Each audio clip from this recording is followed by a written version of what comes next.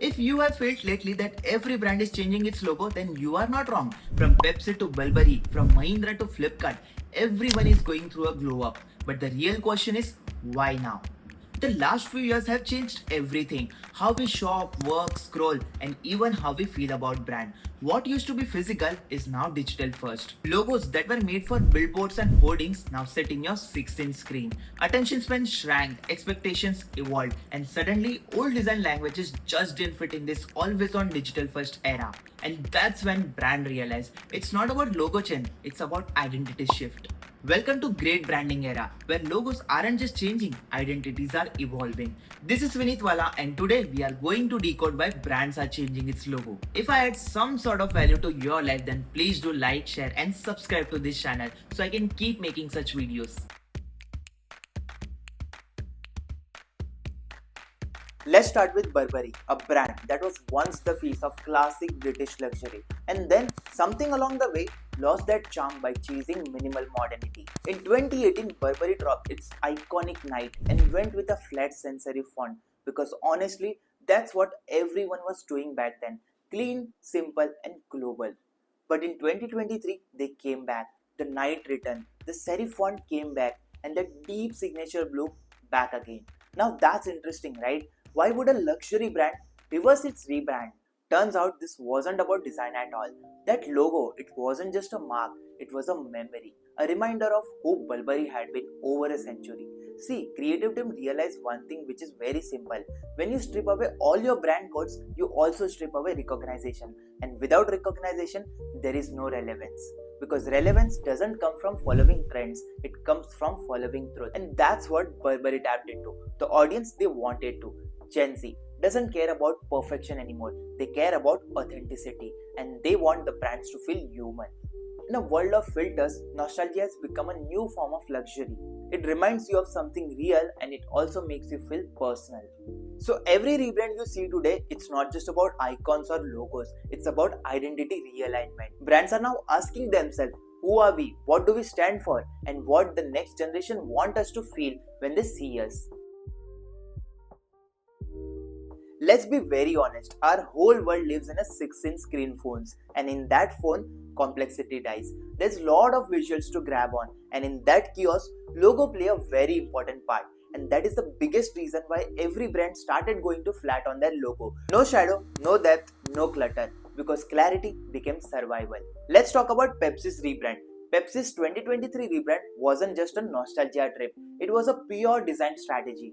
When you live in a digital world, you design for light, not print. And Pepsi nailed that shift from static to glowing, from seen to felt.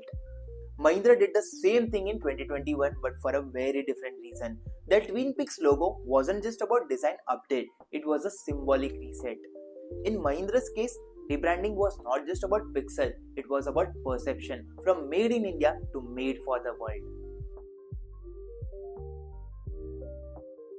You probably must have noticed this. Everything started to look the same. Muted colors, sans serif fonts and flat icons.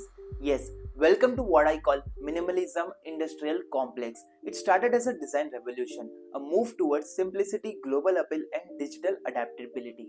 No distraction, no noise, just clarity. But somewhere between simplicity and seamless, we lost that personal touch. Take Baskin Robbins for example. They took the opposite route.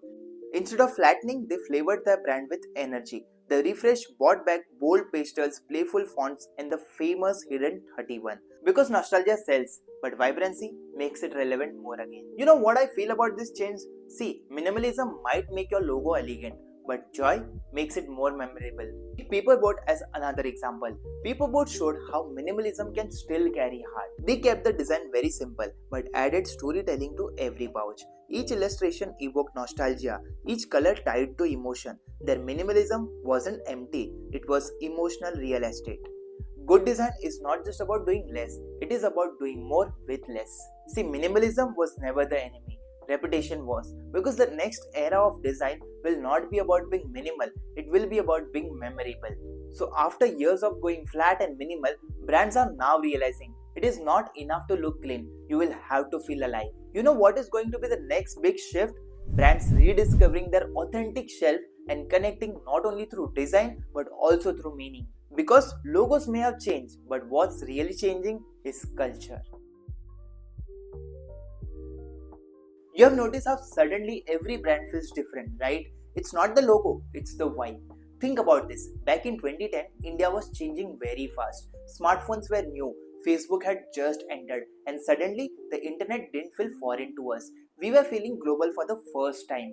And then Airtel dropped that old sharp logo and came out with this new red swirl. That red swirl looked very simple, but it meant movement, openness, and connection. It was like Airtel saying, hey, we are no longer just an Indian telecom brand. We are now part of a bigger world now. And that's the beauty of it. A logo quietly captured a national mood. And then came the 2010s, the startup boom. Suddenly, India were building its own superheroes. Flipkart started out scrappy, where two guys were selling books online. But by 2019, it was not a startup anymore. It had become a household name. And that is exactly what that design change reflected. The new design felt mature, stable, and trustworthy, but still friendly. The yellow F inside that shopping bag said, we are Indian, we are reliable, and we are here for you. You see how that shift is not just about visual, it's about culture, it's about emotion. Every rebrand you have seen in the last decade is actually a reflection of us. How we consume, how we connect, and how we dream. Back in 2010, we wanted to feel global, but now we wanted to feel authentic. So we want brands to sound like us and not someone else. So every rebrand you see, don't think about design, think about mindset, think about culture, and think about emotion. Because design trends don't start in Adobe Illustrator, they start in people's behavior, in what we value, in what we are proud of, and what we believe in. And that belief, that emotion is where the real transformation begins. Because brands are now not just changing logos anymore, they are redesigning meaning. Tomorrow's logo won't sit still. They will move, adapt, and breathe like a living organs. Because brands today don't live in billboards, they live in motion, swipes, scrolls, and seconds. The future of identity is not static, it's alive, and the one who adapts quickly will outline the noise. Logos may change, but the mission stays the same, to connect better with humans. Because at its core, it's not about how brands look, it's about how brands belong.